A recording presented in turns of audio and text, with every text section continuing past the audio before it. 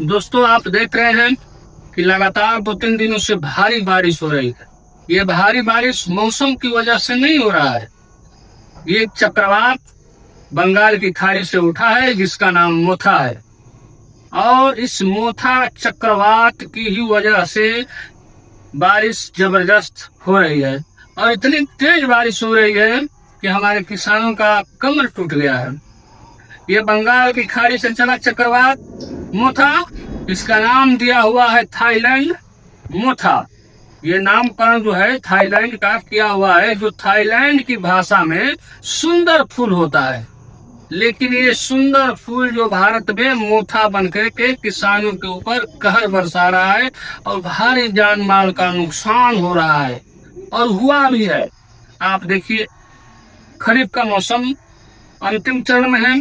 धान कटने को है, कहीं कहीं कट रहा है, कहीं कहीं किसानों ने काट दिया है और वो खेतों में पड़ गया है। ज्यादा पानी की वजह से क्या होगा? सड़ जाएगा।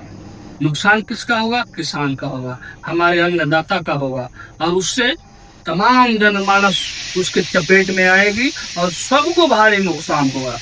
आप देखेंगे इसके साथ साथ बंगाल की खाड़ी, उड़ीसा, तमिलनाडु, आंध्र प्रदेश, तेलंगाना, हमारे जो तटीय इलाके हैं जो बंगाल से सटा हुआ है, उसमें भी भारी जानमाल का नुकसान है। अब हमारा सीजन जो रबी का आ रहा है, रबी हम बोने को है और रबी बोने की तैयारी भी कर रहे हैं।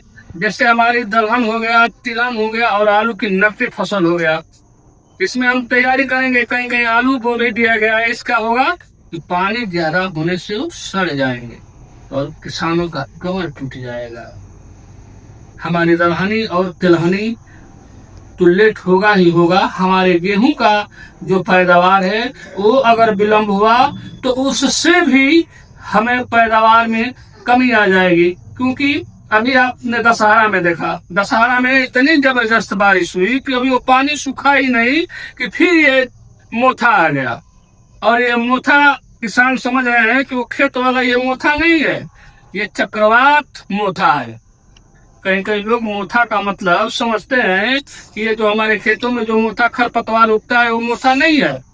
लेकिन हमारा रबी भी इसके चपेट में आएगा और हमारा खरीफ भी चपेट में आएगा। कहने का तात्पर्य यह है कि आप जहाँ हैं सुरक्षित रहें और अपने खेतों के प्रति सजग रहें, फसलों पे ध्यान दें। यही कुछ विशेष है।